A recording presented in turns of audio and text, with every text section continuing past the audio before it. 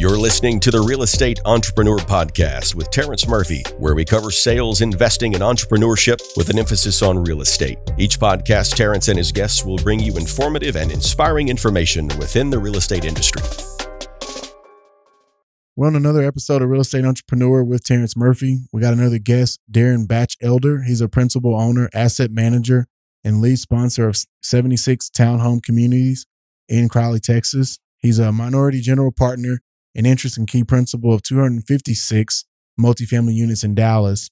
He's also the principal of a non-recourse loan, 150-unit apartment community, and he's a limited partner in 14 properties with 3,900 multifamily units. Personal mentoring students, and he's also spending a lot of his time working in the loan trading space. He's been in the loan trading business for 16 years. He's responsible for trading of excess of $4 billion in loan sales. He's an achieved CPA status at Price Waterhouse, and he's worked within PepsiCo's domestic and international audit division. He's got a BS in accounting from Rhode Island University. Welcome him to the show today. I'd like to start off with a quote. So, most investors blame the investment rather than themselves. In reality, the real problem is the investor, not the investment. Learn patience when investing. Rich Dad, Poor Dad. So I like that quote, man. It's a really good quote. But I want to welcome in my guest, Darin Batchelder. He's a principal owner, asset manager, lead sponsor in the multifamily space, syndication space. Welcome to the show. Hey, Terrence. Appreciate you having me on. Looking forward to it. Yeah, man. So before we dive into what you're doing and all the amazing things you're doing in the multifamily space and the brand that you're building, tell me a little bit about you, how you got into real estate. What's your story? Because we all have a story on how we got into this game. Absolutely. So I jumped around a bit. I'm a little older than some of the other folks. I'm 50. I started at a school. I'm an East Coast guy from Connecticut. Went to school at University of Rhode Island. Started out as a CPA with Price Waterhouse, and then went to PepsiCo. Kind of in both the domestic and international audit group.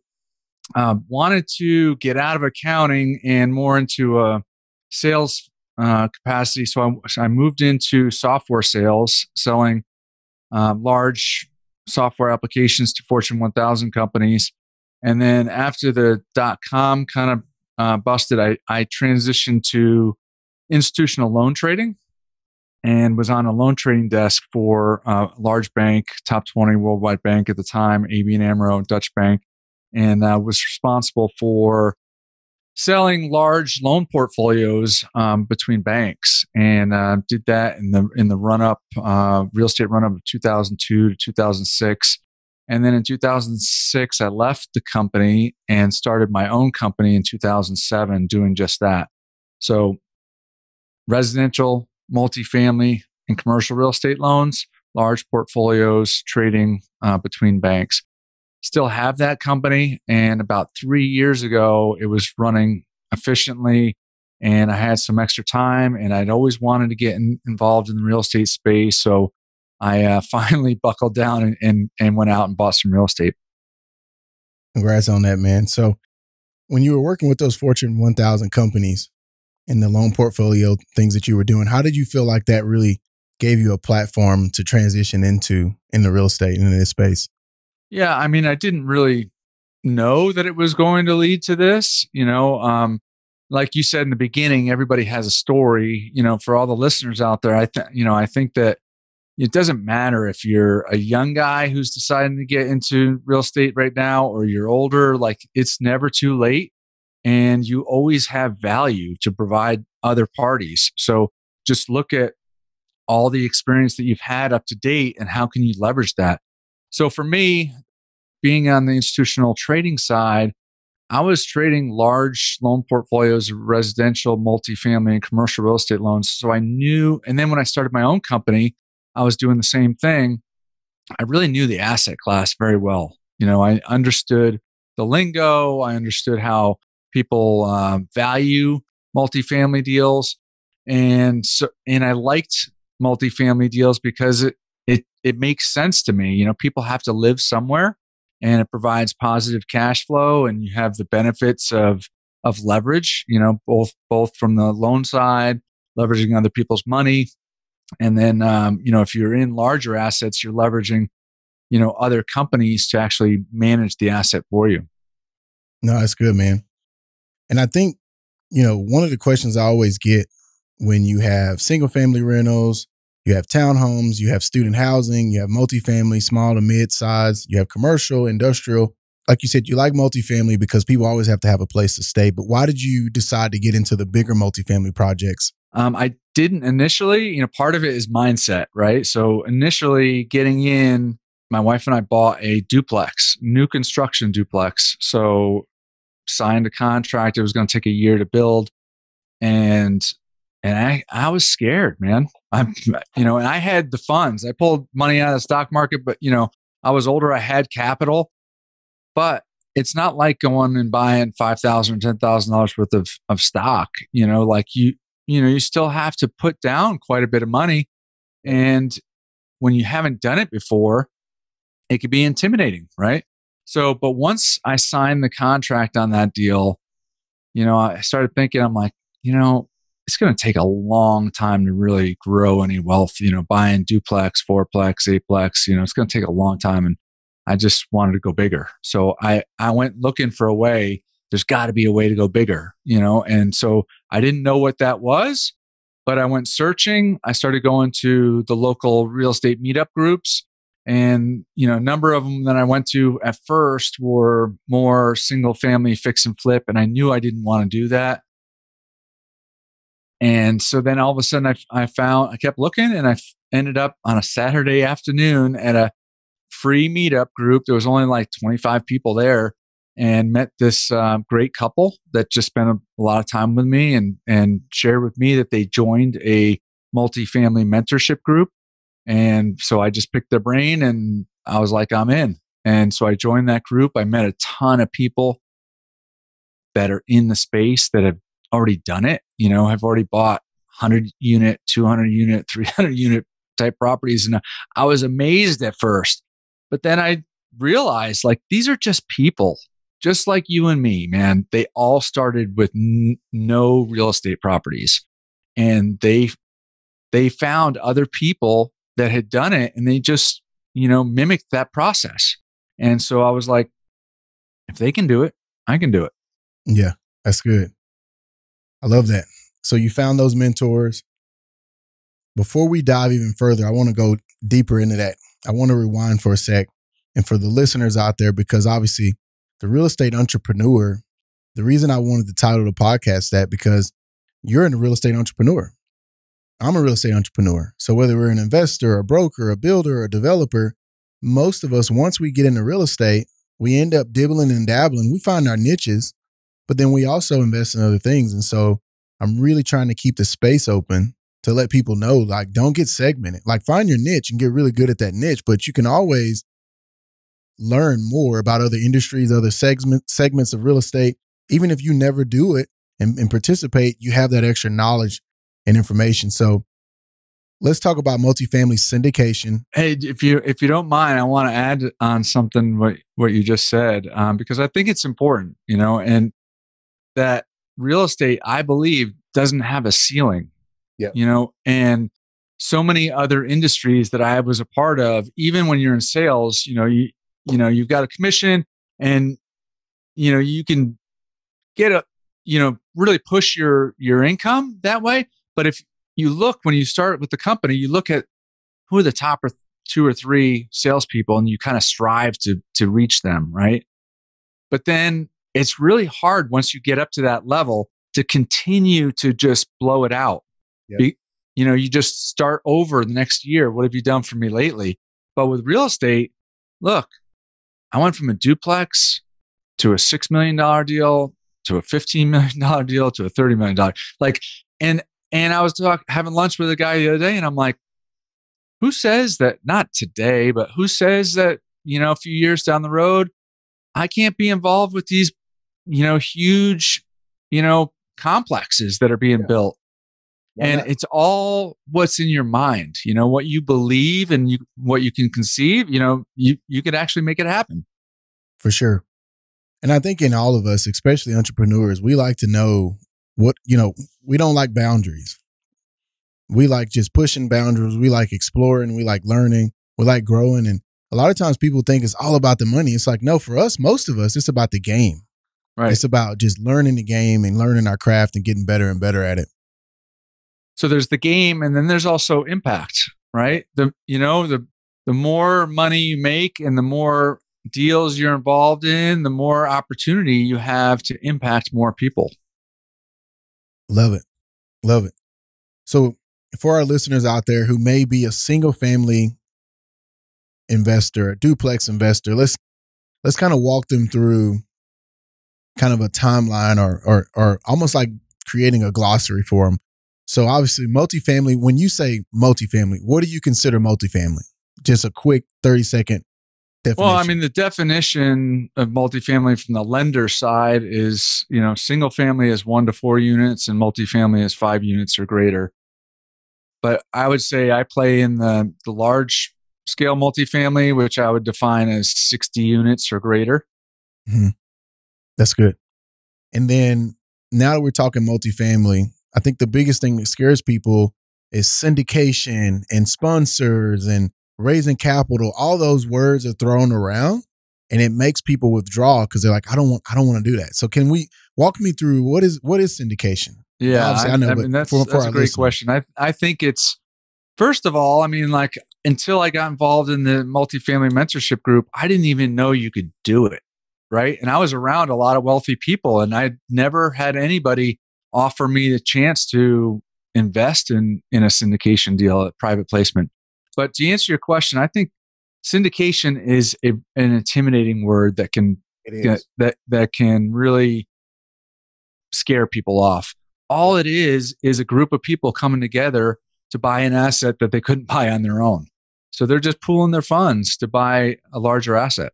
So if you could walk me through, you and I were going to go do a deal and just a very basic scenario for our listeners and try to give them that foundation of, okay, we're going to do our first apartment complex. It's 100 units or 60 units, whatever.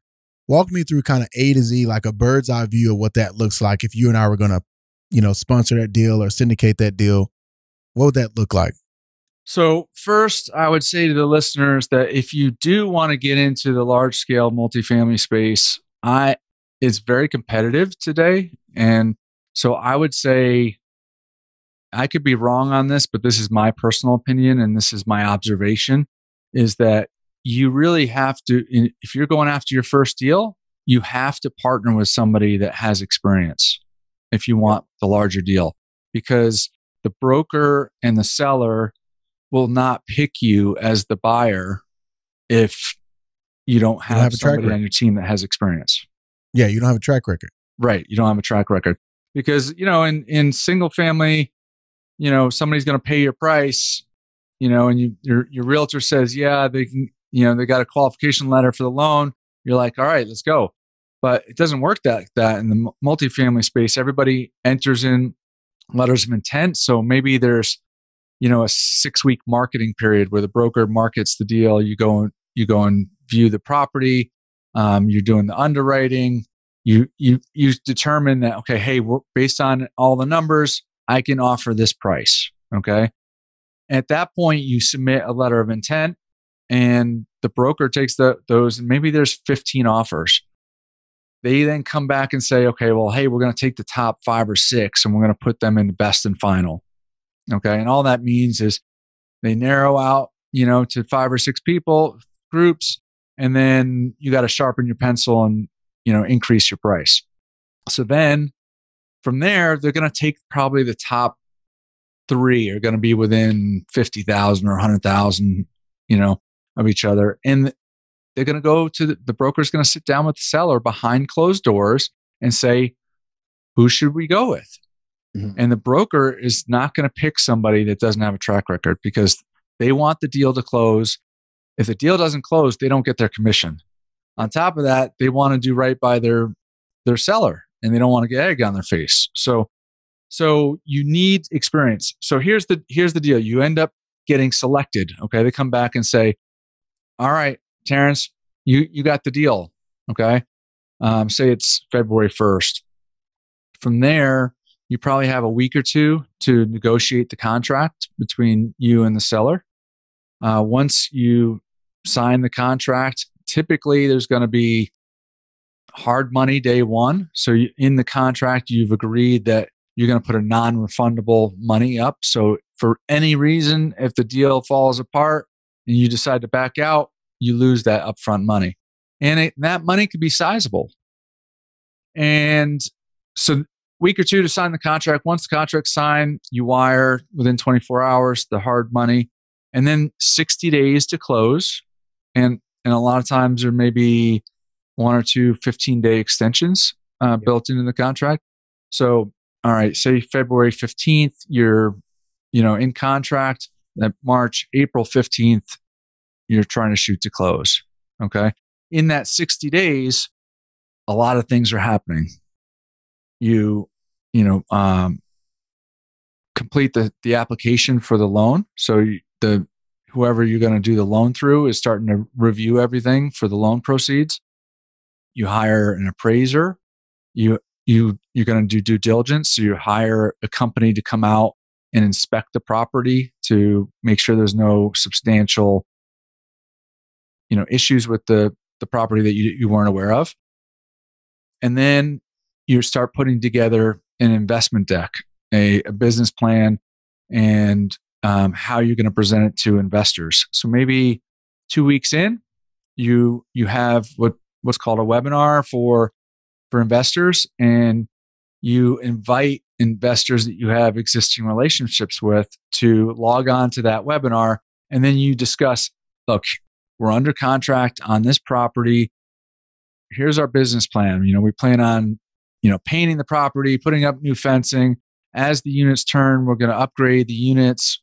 We're going to charge an extra $100 for the upgraded unit, and that's going to return us X. And then here's the forecasted returns to you as the investor. And then at the end, hey, if you have interest in investing, complete these documents and send them a link with the documents. And then, hopefully close within 60 days. Love it, man. When you have that webinar, which I think is great, because that's a big difference from, I'm just going to meet my brother-in-law out there and let him look at a deal. Like, the sophistication goes to the next level when you're doing these bigger multifamily deals versus, hey, Darin, man, I'm buying a duplex. I need you, to invest in it. Like, that's a different conversation. Do you have them sign an NDA? Or no. you have them get on the webinar and kind of pitch it? Correct. Yeah. The other question people are going to ask me is, do you send out like an offering memorandum, some type of packet to the investor, or you go over it all on the webinar? So it goes in phases. So, part of the reason you mentioned the word sophistication, it's maybe partly that, but it's also efficiency, right? So, when these deals are larger, you're having to, have many more people as part of the investment. And so speaking to everybody at once saves a lot of time, versus setting up, 50 or 100, different phone calls. So the initial offer is, hey, just, register for the webinar. There's no NDA. When the webinar starts, there's a, hey, this is a forecast, you need to, there's a disclaimer in the beginning. This is a forecast. You can't, you're going to have to do your own due diligence on it, that sort of thing. Just to, cut from SEC guidelines. All the attorneys are going to have you include something like that in the beginning of the presentation. But the rest of it is basically, who are the sponsors? Okay. Who's the team that is going to be managing this deal? What's the business plan? What's the forecasted returns? Where's the property? Why do you think that, the area is a good place? Why do you think the property is a good property? And then from there, if you're interested, we'll provide you a link with the documents that you can sign up to invest, or you could set up a follow-up call to, ask any follow-up questions you have. No, that's great. When you tapped into something that, once again, I always tell people, if you are just a multifamily investor or just an analyst, because at the end of the day, no matter what we do, you got to be able to sell. So even though you might have tied up a great project, if you don't have a great sales pitch, then no one's really going to listen, right? Now, we know all really good deals find capital. So if the deal is great, you'll find the money. But like you said, being able to get in front of these people and really pitch the vision. Here's the team. Darin and I are going to do this. Here's the management team. Here's the financial structure we got set up. Here's your forecast of your return. You're really selling these investors on why they should give you their money. Yeah, it's I agree, but I probably would put a little different slant on it because I don't really look at it as so much a sales pitch or we're trying to get investors money. Oh yeah, we're not trying to coerce. We're presenting an opportunity that can provide the investors with significantly better returns than what they're doing with their money now. Yeah, and so my wife on the first syndication deal, she was like, "Hey Darin, don't go to our personal network on this first deal." And I'm like, "Why?" She's like, "Well, what if the deal goes bad?" And I'm like, "I'm just not wired that way. Like, look, we're putting in $100,000. I just look at things like, what do I need to do to make it work? And so why would I only want to bring people in that I've met through the multifamily, network and not present the opportunity to friends and family? Now, if they don't understand it or that, it makes them uneasy or they don't want to invest, no problem. We just move on to the next person. But I'm like, I want to help grow their wealth. That's the exciting part about being a syndicator in my eyes is that, my other business, the loan trading business, all the profit comes to myself and my family. But when these syndication deals, there's you have partners, on the general partner side, and you have a lot of limited partners that invest in the deal. And you're helping grow the wealth of all those limited partners. And so you're benefiting the families of all these limited partners. And, they could use those funds, when there's an exit and, they receive their return, they could use those funds for whatever they want. It could be a college education, a new car, great vacations, or just, for retirement savings, or to give to charity, so those are all, that's what gets me charged up is it lets me take my business experience and help me serve others by helping grow their wealth. And then they're responsible for how they spend it. Yeah, no, that's good, man. And I think we have the same heart in that. So that makes sense. And that's a better way of saying it. Like you said, I'm not selling anybody anything. I'm presenting an opportunity to you that's going to benefit you. It's going to benefit me, but it's also going to benefit you. Absolutely. It's a huge, huge win-win. And I think that's where the fear comes in for people that are thinking about syndication. They get scared because they think, oh man, I don't want to go ask for money.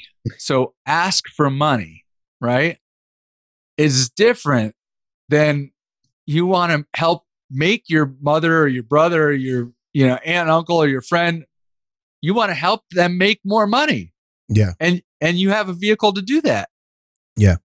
And you're helping them do most of the time something they either don't have the time to do or the information to try to put this together themselves. Absolutely. So when you talk about a team, right? Like what kind of team do you need to have in place when you're finna try to take down your first multifamily syndication? Yeah, that's a good question. So when you talk to multifamily people, they over and over and over and over again, multifamily is a team sport. It's a team sport. But it totally is. I mean, there's so many different parties that are involved to make a deal happen. So first of all, I talked about it before, is you really need to partner with somebody that has experience. So that's the first thing, is who you're partnering with on the general partnership side. So would they be like your GP, your general partner? Correct. Okay. Yeah. And then, if it's a larger property, are you going to use third-party property management? Okay. And so that's kind of where I wanted to focus, because in that 60 unit or greater, you can afford a full-time leasing person on the property and a full-time maintenance person on the property. And those employees are actually employees of a property management company, and they're responsible for running the day-to-day. You oversee them as an asset manager, but I don't get any calls, for people are also worried, like, I don't want to do leases. I don't want to get calls for, broken toilets. I don't get any of those calls. The property management company manages all of that. So property management company is a key team member, because when you present to all the investors, they're like, hey, Darin, man, I like you. I know you've been successful in other, areas and other industries, but this is your first deal. Like, why should I invest my hard-earned money? Well, then you start talking about your team members. Well, look, we're going to be using this property management company, and they manage like 15, 20,000 units in this market. They know this market, right? Then, hey, the attorneys, well, we're hiring specialists in the syndication space. That's all they do is focus on syndicated deals, that's a huge part of their business.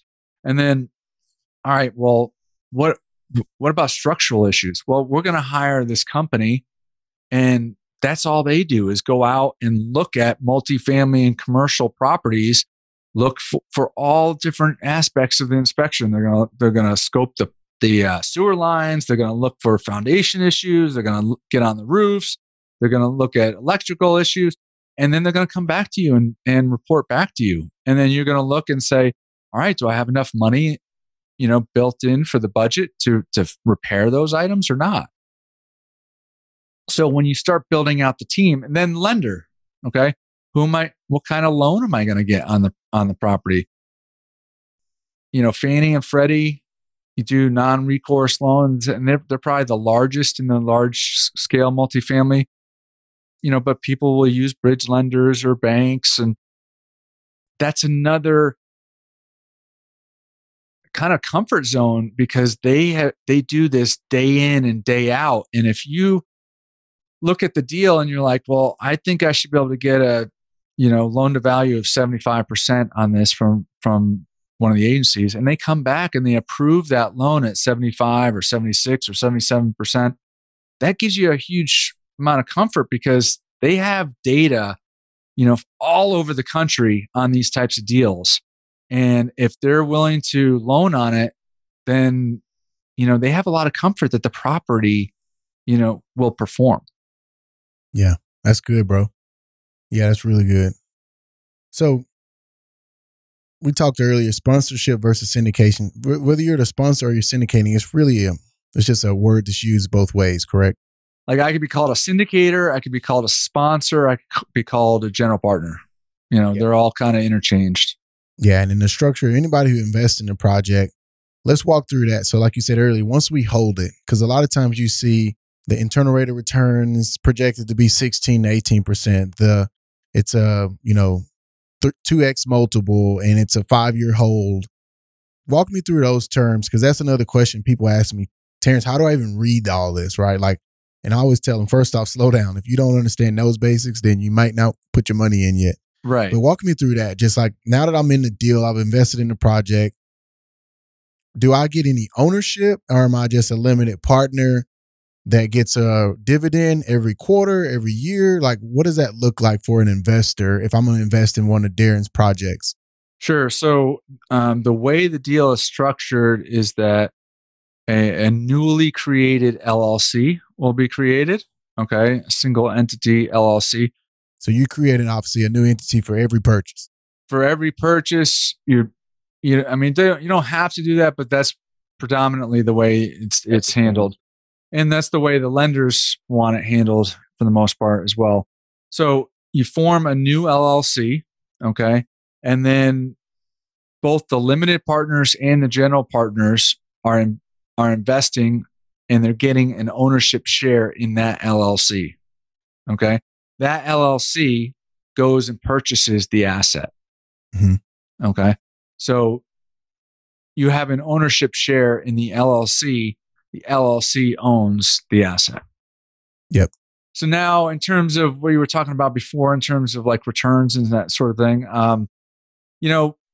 it's over the last number of years, the market has gotten more and more and more competitive, and so as it gets more competitive, the returns to investors actually goes down. It gets, people are willing to pay a higher price for the asset, and so returns go down. So where we're at now, where most deals I see are kind of in that 1.7 to 1.8 multiple. And all that means is, okay, if somebody invested $100,000, that over the life of the asset, over the life of owning the asset, at the end, you will have been given your 100,000 back plus another 70 to 80,000. Okay. And that's a forecasted return. It's not, it's not a guarantee. And it's typically made up of two components, a cash on cash component and then a back end capital gain at when the property is sold. So, each deal is structured differently. Some deals have a pref where you're getting paid before any of the general partners get paid. You're getting paid a pref percentage. Other deals are just a straight split between the general partners and the limited partners. But predominantly what happens is, somewhere between 7 and 8%, the investor is going to be paid distributions. The timing of that could be, I've seen some deals where they start paying month one, so if 7 or 8%, divide by 12 and you're getting that payment, every month for, other deals will delay the initial distribution, say, okay, hey, we're not going to pay out the first distribution for 6 months, or we're not going to pay out the first distribution for 3 months, and then we're going to pay it quarterly thereafter. And part of the reason for that is the sponsors want to start implementing the business plan first, make sure that, everything's kind of going on track before they start paying out distributions. But it's on a deal by deal basis. And that's something that, you as the investor, if it's not brought up in the presentation, you can surely ask the sponsor, hey, what's the timing on this? And what's the expectation for distributions? Man, that's great, bro. Great wisdom. So if you could go back, obviously in your career as a multifamily sponsor, investor, syndicator, what's one thing you wish you would have known that you know now that you wish you would have known then before you started? One, I would have started a lot earlier, a lot earlier. I grew up with the old school mentality of like, go to school, get good grades, go work for a good company, climb the corporate ladder, put 10, 20% aside in the stock market, and then it'll just grow to this huge nest egg. And my nest egg did grow, but like nowhere near what I thought it would have over a long span of time. And then when I got involved with, this multifamily mentorship group and met these people that were in this real estate space, man, I just saw the wealth building opportunity. It's just crazy. I mean, it really is. I mean, I remember meeting with one guy. He's like, look, Darin, because I want to know, is this real? Are people really making money? And it's like, man, my net worth was 500,000. Now it's 5 million. Yeah. I'm like, you have to save a lot of money, squirreling it away 10, 20% a year to make that kind of leap. It's very, very, very, very, very difficult to do. And, part of the reason for that is that real estate, I wish I had gotten involved sooner, but there's tremendous leverage, opportunities, and there's tremendous tax efficiency. Yeah. And, taxes, when people talk to me about taxes, I was always like, I kind of just didn't I didn't educate myself on it. But that's like your biggest expense. 35, 40% of your income goes to taxes. Well, if you could find legal ways to reduce that tax bill, why wouldn't you do that? Yeah. And, until I got involved with other people that told me that, I look back at some of my old tax returns and I'm like, holy cow, I wrote huge checks to the government. And now instead, I'm investing where the government wants me to. Okay. It's part of the tax law that they want you to invest in workforce housing. And because of that, there's tax benefits to that. And, in return, we're helping grow the wealth of other investors. We're also improving properties for all the tenants so they have a nicer place to live and an affordable place to live. No, I love it, man. That's a lot of wisdom. And so to finish that scenario as an investor, do you guys hold for 5 years? Obviously, there's a target hold is what you hear. 5 years, 7 year. But I've also seen guys, and Robert Kiyosaki's group does this a lot, where they'll hold for 5 and they'll refi, get the investors back whole, and then they'll keep the project. Right. So what's your thoughts on selling and obviously divesting it or versus refining it and holding it in your portfolio?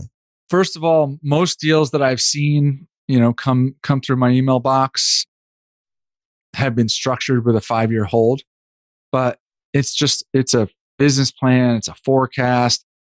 The reality of it is it could be sooner or it could be later. So, I've seen a lot of deals where people have told me they were invested in that turned in 2-3 years, and other deals I've heard where they got to year 4 and the economy went into a downturn and they didn't want to sell in the downturn. So they had to wait till year 6 or 7 to sell. So, you basically are taking what the market gives you, right?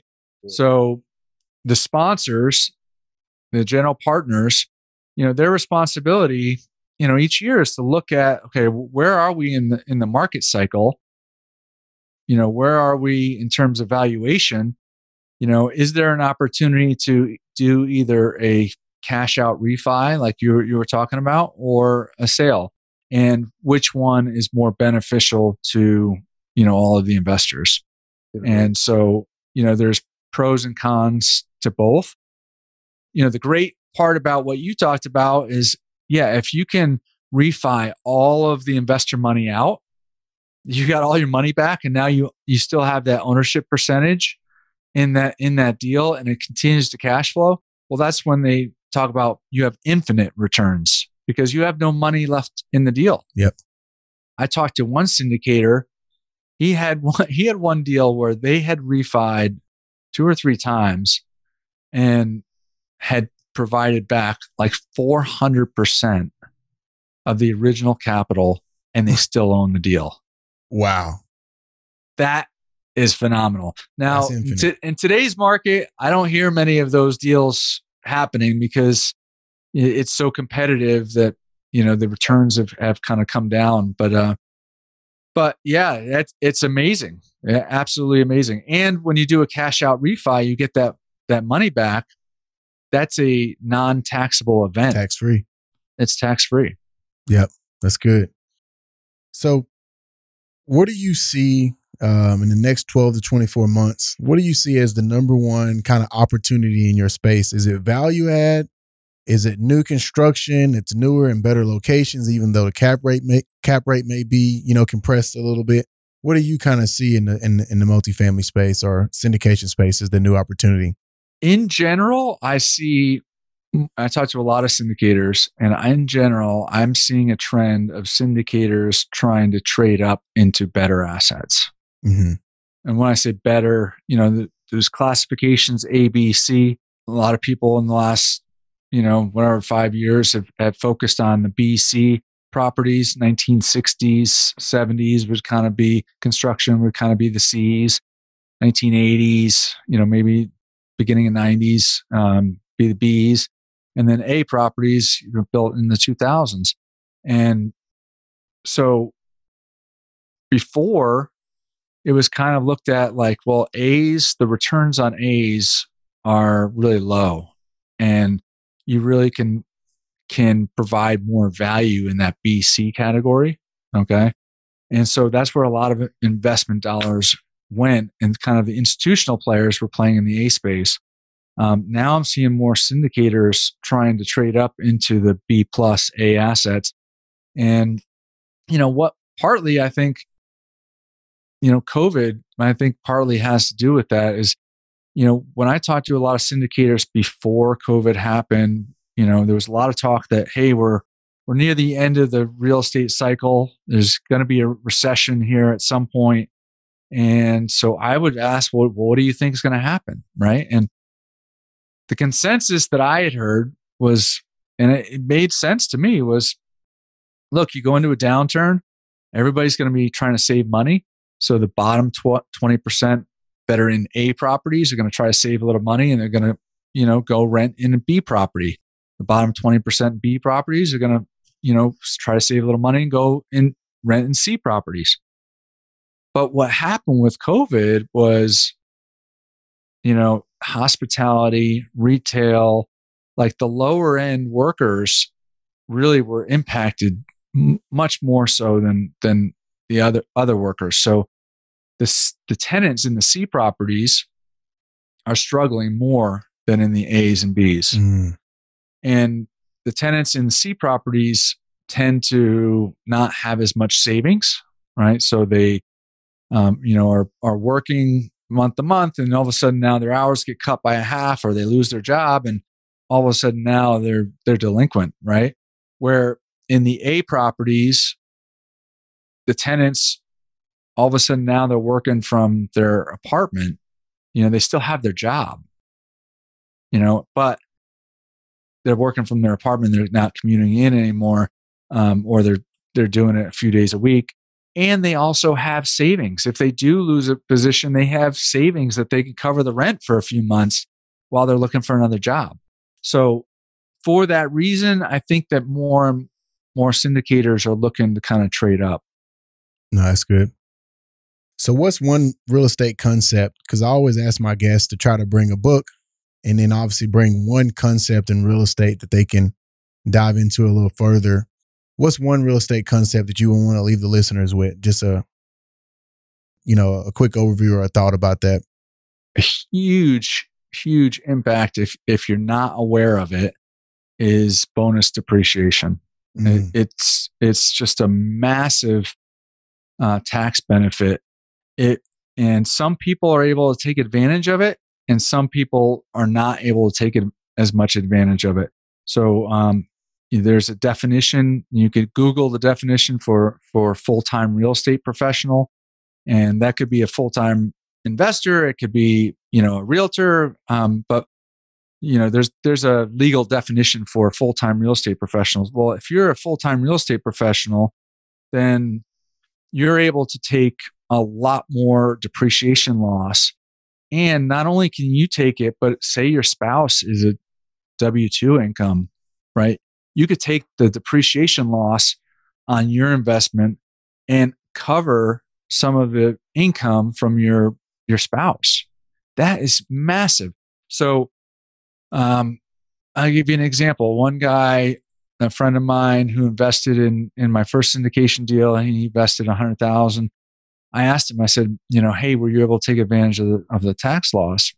Mm-hmm. And we bought the property. It closed on December 21st, 2018. So we only owned it for 10 days in that year. But we were able to, when the K1s came out, if somebody invested at $100,000, they showed a $55,000 loss on their K1 due to depreciation. So I asked him, were you able to take advantage of that? And he's like, Darin, man, yeah, I had all this other passive income from some other real estate properties I own. And, I thought I was going to get a small little refund check back. And I ended up getting like $20,000 more refund because of that tax loss. Now, when you sell the property, 5 years down the road, there's something called depreciation recapture. And so some of that, depreciation that you took up front will be recaptured and taxed at that point. But you get to defer it for, 5 years or however long you own the property. And it's just a massive, massive opportunity for people. Wow, that's good, bro. So what technology are you seeing coming into the space? I know there's been a lot of fintech stuff going on. There's been a lot of, they call it prop tech. What technology are you using currently? And what do you kind of see that doing to the space of syndication? So one tool is these online portals. Okay. And, when I did my first syndication deal, it's different than, if you haven't done a syndication deal, it's different than buying stock. You actually have to sign a bunch of, like 4 different documents. And so when I did it, I didn't use a portal, and I had to have each investor sign all these documents, scan it back into their computer, email it to me. And, then I had to sign it, scan it, send it back. It was kind of a hassle paperwork wise. Yeah, it wasn't efficient. Yeah, it was not efficient at all. And so now there's these online portals that a lot of syndicators are using, and you point the investor to the online portal, they register, and then all the documents are right there for them, and then they could sign them online. So they don't have to print them off. They could sign them online. It's much quicker, much more efficient, and much more timely. That's good. So would you tell the listeners just to go Google online syndication portals, or do you have a couple names you can drop for them so they can go do their own research? Any like third-party companies that are out there? Right now, I'm a general partner, and I'm not the lead sponsor, but I'm part of the general partnership team, and we're using a program called Syndication Pro, and I like that one. So you could check that one out. There's a bunch of other ones out there too. No, that's good. Syndication portals. You can put that out there. It's good, bro. Well, I got a couple more thoughts I want to run by you. So how's your team structure now? Now that you've had so much growth, I think you're at almost 4,000 units, right? 39. I am. And that's a combination though of, passive. I invested passively in a lot of other deals, where I was not the lead sponsor. And then I'm, a general partner in 3 deals. So it's a combination of all of those, the 4,000. Still is a amazing number though. I mean, 4,000 units, still a lot of real estate. So how's your team structured today? Like with the deals that you have? That's a good question. I think that, when we didn't talk about it, but one of the things that people kind of gravitate towards, real estate investing is they want financial freedom, and they want time freedom, and they want, freedom to do what they want, and, buy what they want and work when they want, and all those things. And look, passive income. Yes, passive income. So there is the ability to do that, but the more active you are, and that there's still work involved. There's a hustle factor, a persistence factor. There's rejection, and you just have to kind of pick yourself up.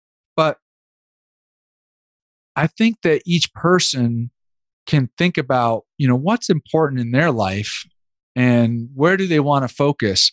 Because I've seen different syndicators do it differently. So some people really want to scale huge, and so they start hiring employees. Okay, I'm going to hire employees. We're going to get all these deals coming in from all these brokers, and we're going to have all these analysts that are going to be reviewing those deals and, crunching the numbers. And then they'll come back to us as the owners of the company, and we'll review only the best deals.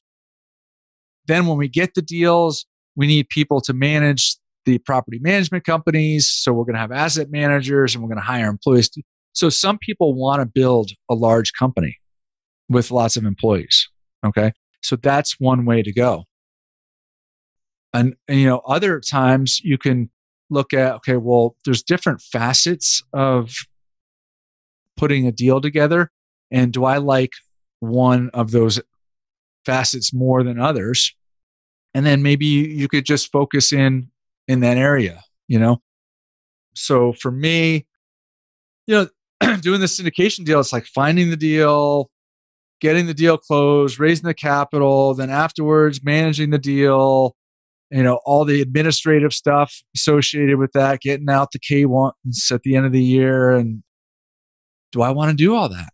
And I'm like, what do I like? And I'm like, well, I really like getting the word out. I really like talking to investors. I really like introducing the opportunity to more people.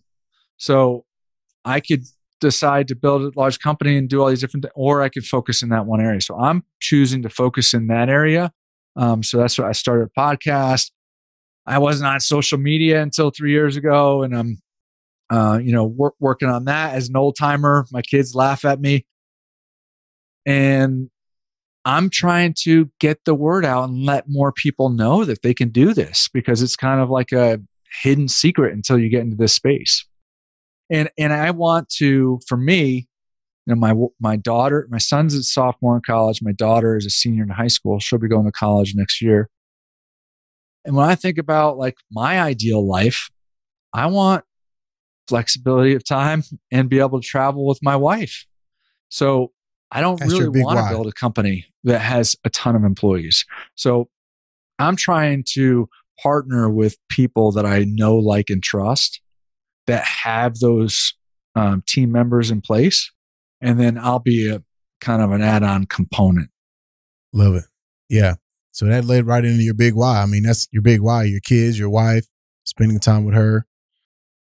That's good. And serving others. I really believe that, look, I'm a Christian. I go to church, and like in church, they're always talking about, serving others. And over the years and years and years, I'm like, I just don't really have like a big heart for going and raking leaves and doing, painting somebody's house, where some people love that, right? Well, what's got me excited is this is a way for me to serve others. This is a way, even when we hit the numbers we want to hit, we could continue to do deals so we can help, grow the wealth for other people, and not only help grow the wealth, but also teach other people how to do it. Yeah. Love it. Yeah, that's sure. We all have our ministries, right? Especially as believers. And a lot of times I see believers that are doing different things and they feel like they're not doing enough. And it's like, just because you're not on the stage preaching doesn't mean you're not making an impact. Right. So congrats on what you're doing. I mean, that's how I found you. And you encouraged me with your post, and we connected, and your son's coming to A&M. So I'm just grateful for the friendship. Absolutely. Right back at you. Yes, sir. So you recommended a book. I always have my guests recommend a book, and you picked Tool of Titans by Tim Ferris. What's your quick 30-second rundown on that? I was recommended this book. I bought it. It was sitting on the corner of my desk for a long time. It's actually kind of an intimidating book when you have it on your desk. It's a hardcover. It's a thick book. It's thick. It's like 600 or 700 pages. I'm like, oh man. And I'm like, when do I want to open that thing? And so finally one day I just read the foreword or whatever. And Tim, if the listeners don't know, Tim Ferris is one of the top podcasters out there. And he also has, a couple of New York Times bestseller books. This is one of them. He has another one called The 4-Hour Workweek. But so I finally read that forward, and he says in it, look, you don't have to read this cover to cover. Like, you can hop around. Mm-hmm. And then when I looked at how it was structured, it was broken out into 3 different segments, like a health segment, wealth, and then like maybe a mindset or something. I can't remember what the third one was.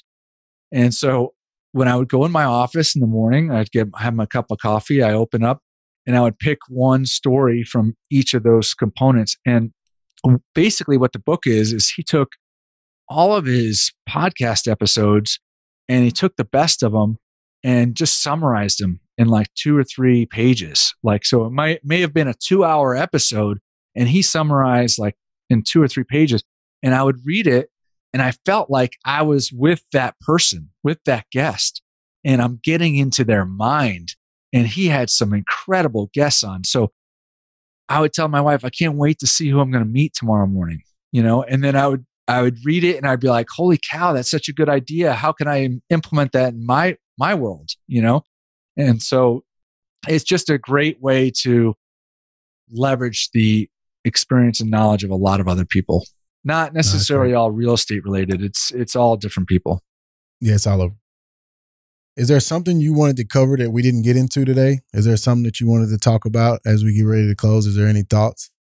No, I just want to encourage the listeners. You know, I think there's so many people out there that are in jobs that they don't enjoy and that they feel stuck.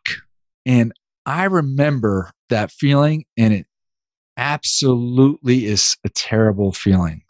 And so I would encourage you to start planning to figure out a way to take a chance, take a risk, you know? And I know that I've encouraged some people to start their own company, and I don't have one person that's come back to me and said, Darin, I wish I never did that. Now, some of the initial ideas that people like went off to do did not succeed. What they initially went out to do failed.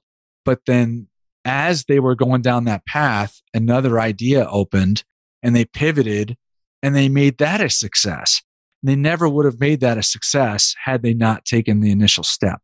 So whether it's, you know, investing, you know, in a syndication deal or buying a duplex or starting your own company, you know what, man, life is too short. And the big man upstairs, he's got your back, man. He's got your back. And he wants you to do big things so you can impact many people. So go for it. Man, that's awesome, man. That's a great close. And it's hard to come behind that. But no, great close. Thank you so much for what you're doing. Obviously, I'm here in College Station. If you need anything on this end, I'm here for you. And hopefully one day you and I can do a syndication deal together. That'd be fantastic. And next time I'm down in College Station, I'll have to look you up. Yeah. So one other thing, can you leave how people can find you? Is it a website? Is it a number? Is it a whatever? How can people find you, reach you? If you have any ebooks out there, or anything like that, any resources that you want to talk about? Yeah, that's great. So the best way is probably to go to my website. It's darinbatchelder.com. And that's spelled DarinBatchelder.com. And, you know, I do have free resources on there, and also have a podcast and some other information on there. And I'm also on social media. So Instagram, Facebook, LinkedIn. I'm on Instagram more than the others, but I'm on all the major platforms. Sweet. And what's the name of that podcast? Could you put that out there, the podcast? Sure. It's a very original name. Darin Batchelder's Real Estate Investing Show. Love it. Love it. Well, thank you again, brother. Hopefully this gets some traffic to the website and to the podcast. And as I, keep doing things, I'll make sure we stay connected. Awesome. Hey, I appreciate you having me on the show. I wish you the best and much success, my friend. Yes, sir. God bless, brother. All right. Right back at you. Thank you for tuning into this week's episode of The Real Estate Entrepreneur with Terrence Murphy. Please subscribe on whichever platform you are listening and consider leaving a 5-star review, as that will help us gain traction and continue to bring you knowledge in the real estate industry. For more content, head over to terrencemurphy.com.